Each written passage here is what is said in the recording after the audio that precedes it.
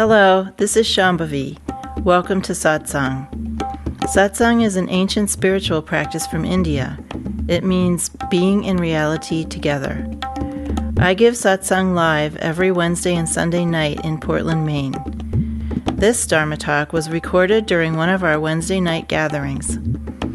Please visit jayakula.org to learn more about the teachings. You can find video satsangs on Jayakula's YouTube channel, and my books are all available on Amazon.com. Much love to you, wherever and however you are.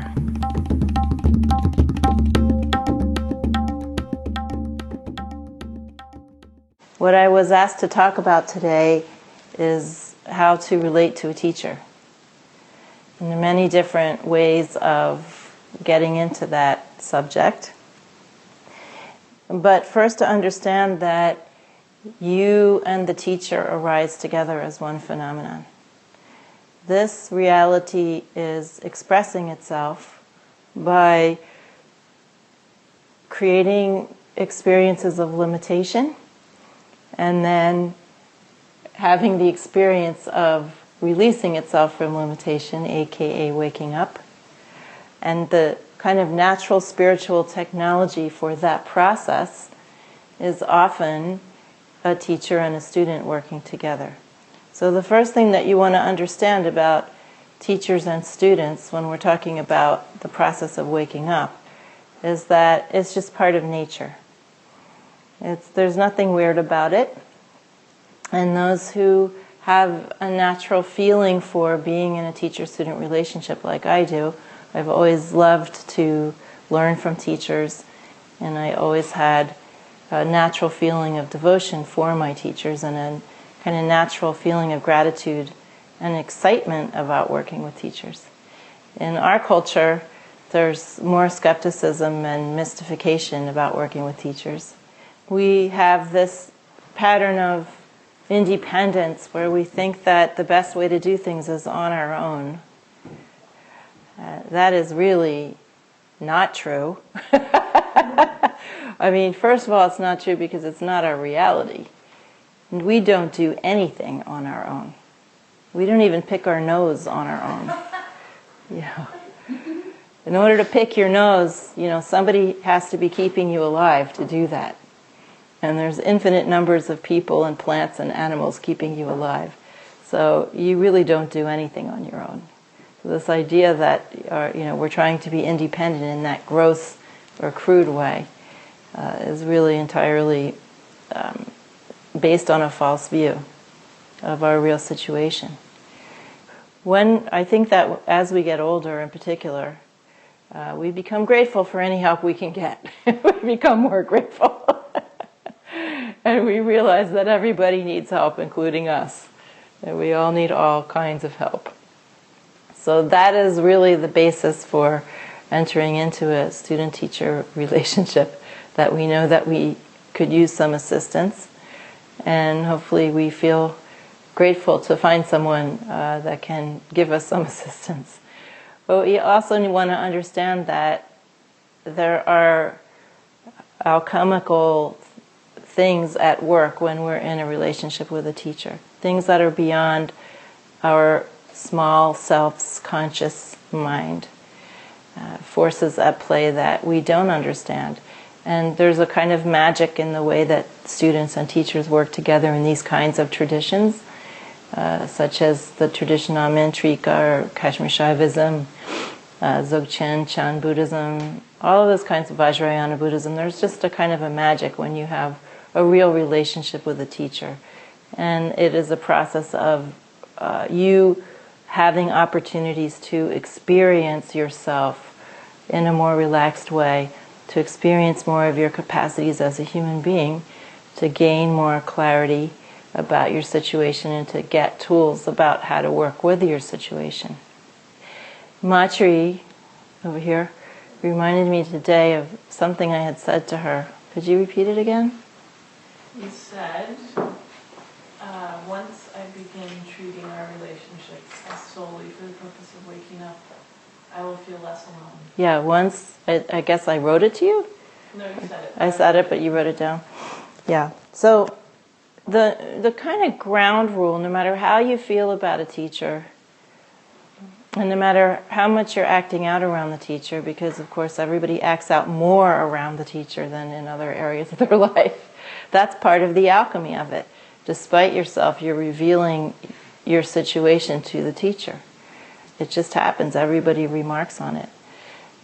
But you want to try, despite your fixations and despite the fact that you wish on some level that the teacher would fulfill all of the desires and needs of your small self, would give you everything that that small self wants, which of course would be disastrous and would ruin the entire process, but part of you wants that anyway. But another part of you should try to understand that there is only one purpose to that relationship with the teacher. And that is for you to wake up. That's all you should be focused on. Or at least some part of you should be 100% focused on that. The teacher is a gateway. You can think of the teacher as a function. In fact, the teacher has often been described in this tradition as a guru function, as an aspect of that movement in reality, that natural movement toward waking up. And the teacher is just kind of a tool for that. And you should treat the teacher that way. Not that the teacher is there to fulfill your needs. The teacher is not there to be your ordinary friend. Right? The teacher is not there to be someone who treats you like the other people in your life, kind of tiptoeing around you, hoping that you won't be mad at them or something like that. The teacher is there for one reason only, and that's to help you wake up. And if you can get that in your mind and understand that, then you can begin to use the teacher-student relationship properly. And the proper way to use a teacher-student relationship is to treat everything as part of your spiritual practice. To treat everything that happens as part of your spiritual practice. Now, the teacher, of course, is an ordinary person, in addition to being hopefully a little more awake than you are. The idea that anybody is totally enlightened is, there are maybe some people now and then who are totally enlightened. We call those people avatars, people who are direct emanations of enlightened nature. But those people come around, once every millennium or half a millennium. And everybody else, even when they are great masters, is still on the path, much like you are, right? I went into a retreat with my Dzogchen teacher this past month, and he has a pedigree, as long as this block. And he's considered one of the great Buddhist Dzogchen teachers in the world today. And he sat on his giant throne, and he said, I'm not totally enlightened. I am on the path just like you are. And any teacher who's honest will tell you the same thing. And if they tell you differently, then they are also telling you the same thing. But inadvertently. This is I'm bringing this up because it bears on how you relate to a teacher in treating everything that happens as part of your practice. So whether the teacher is being your idea of a good teacher, or whether your teacher is being your idea of an accomplished spiritual practitioner, or whether the teacher is being your idea of being ordinary, or whether the teacher is being your idea of having some fixation of their own, no matter what is happening, you are there for one reason, and that's for you to wake up. And you should treat all of your reactivity, all of your thinking about the teacher, all of your activity around the teacher as something for you to work with and you to examine. Why? The teacher is just like training wheels. The idea isn't to have a guru for all eternity. The idea is to be in relationship with the whole world and to recognize God in everything. So we're not trying to hole up with one teacher for the rest of our lifetimes. We're trying to learn how to relate to everybody, and the teacher is an opportunity to learn that. We can have a trial run with the teacher. The teacher is someone who calls out those virtues in us and challenges us and inspires us to do the work that we need to do to relax our fixations, to relax our karmas, and set free that enlightened self that's already there.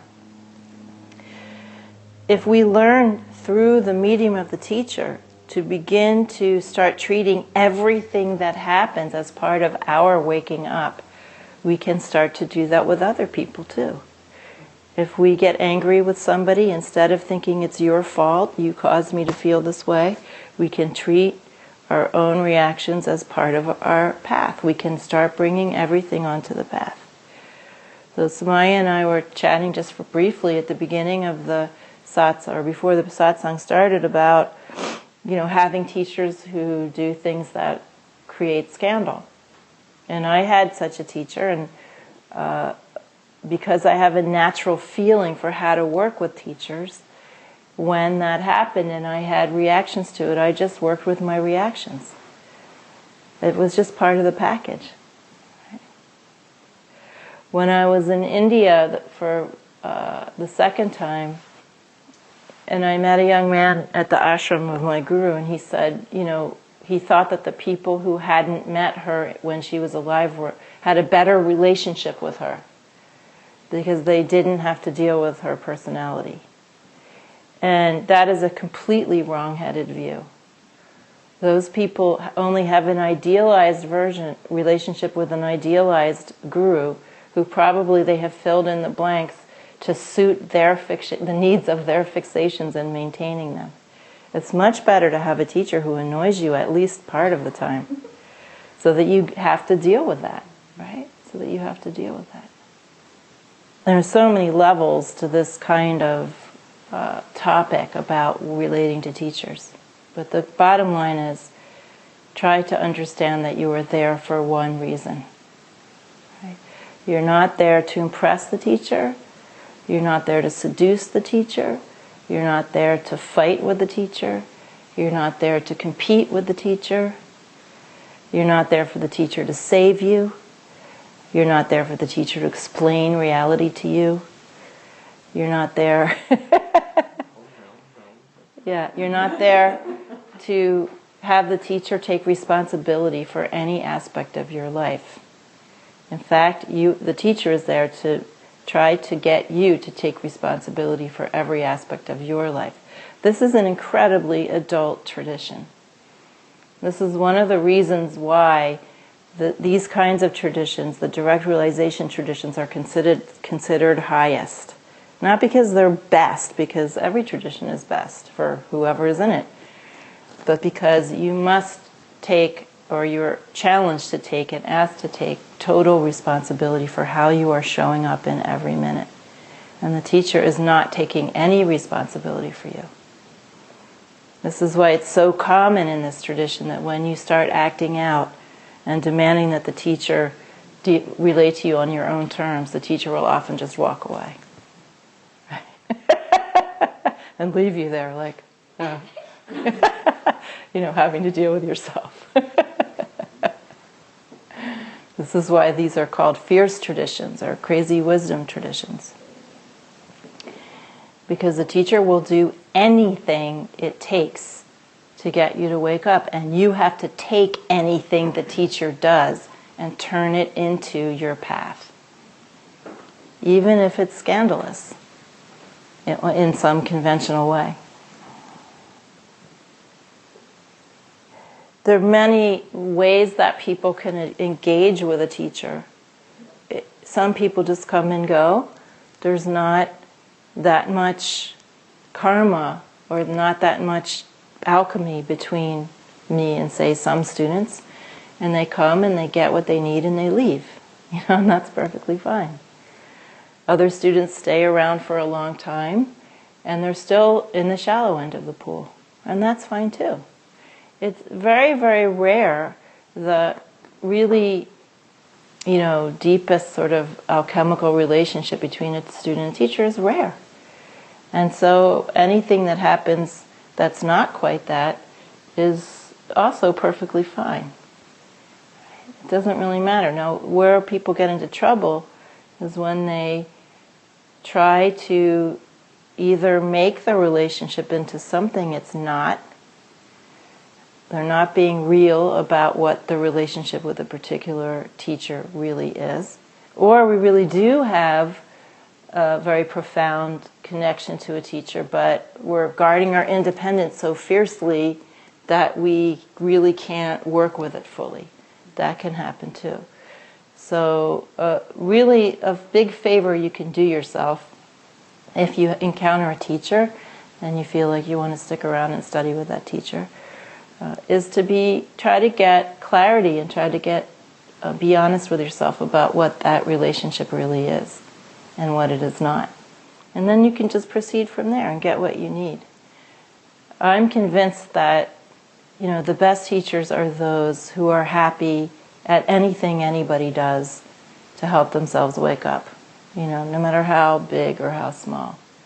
And at least from my perspective, I don't really care what your relationship is with me, but I would like it to be honest.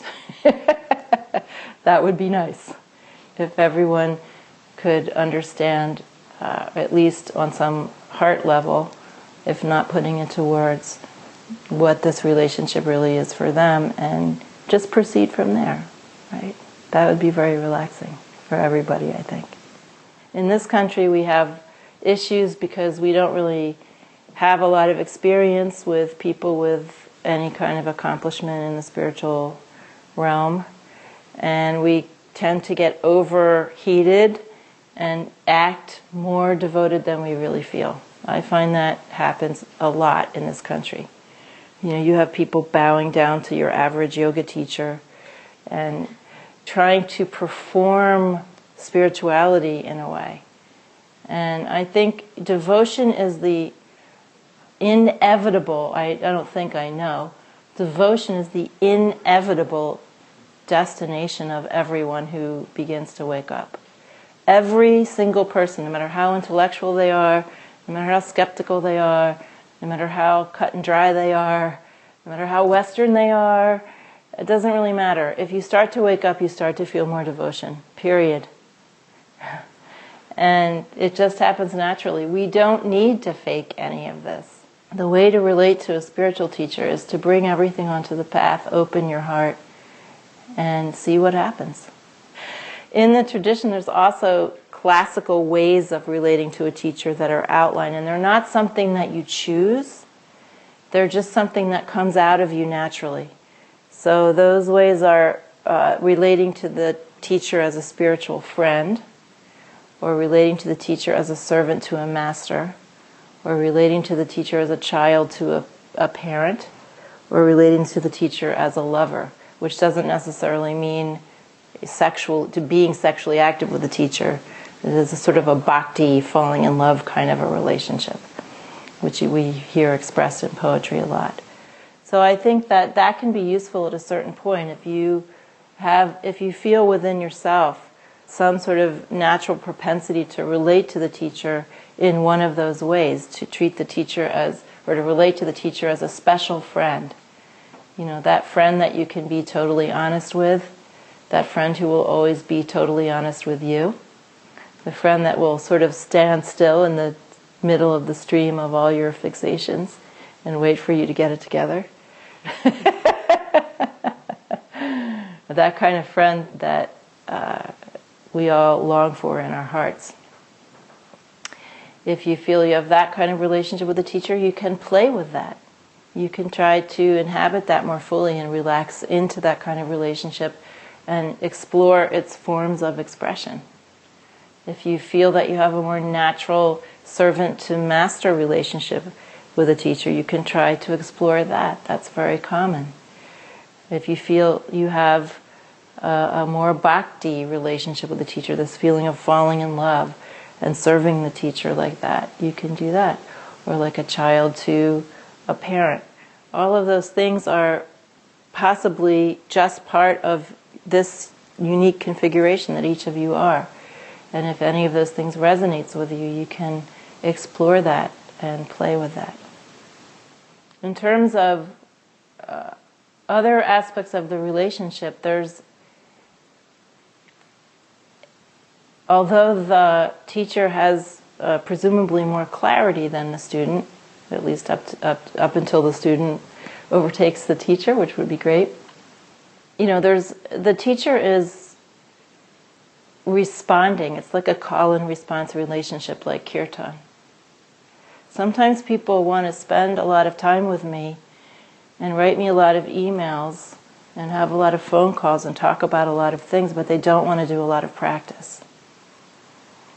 And there's a natural response that happens where that, basically a demand is being made to have a very ordinary kind of relationship where the student isn't holding up their end of it.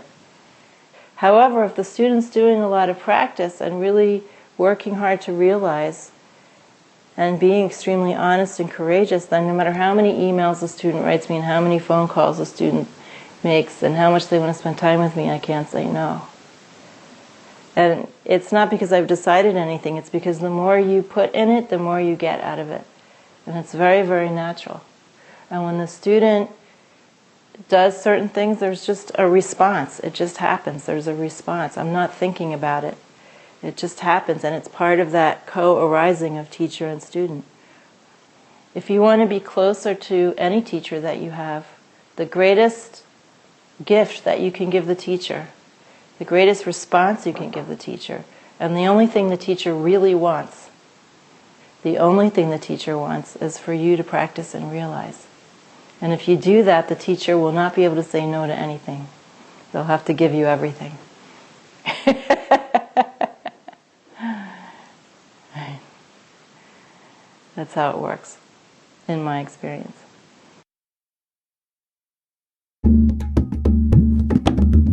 Jayakula is a nonprofit community offering opportunities to learn and practice in the direct realization traditions of Trika Shaivism and Dzogchen. We are based in Portland, Maine and Portland, Oregon.